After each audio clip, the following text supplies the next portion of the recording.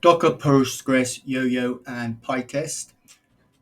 In the PyTest cookbook, links below, this is where the article is, and we can also go to the repo, and I'm going to install it from scratch. You can see it working.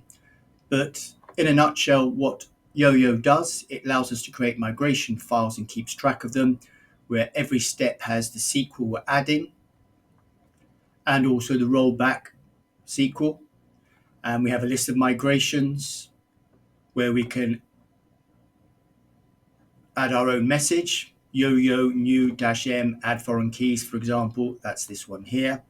And we can do rollbacks to 1, 2, or many more. So for example, initially they're all unapplied. We can apply them. All of the migrations are applied. We can roll back, so we say 2 times. And in the PG admin, it keeps track of everything in its own tables of YoYo.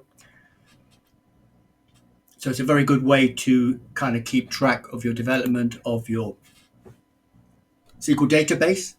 But what we're also going to do is when we come up into our SQL schema, we have a number of queries where we can query Postgres to get a list of, shall we say, all the foreign keys, primary keys, the defaults, any constraints we've applied, and shall we say a big list, various different ones that I picked up.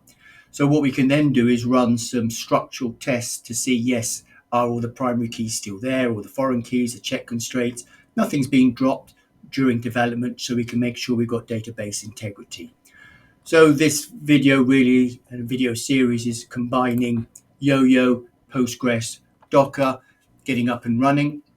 I have a standard Docker Postgres setup. The links are below, but we'll also go through that now, and it's included in this repo, but I also have a separate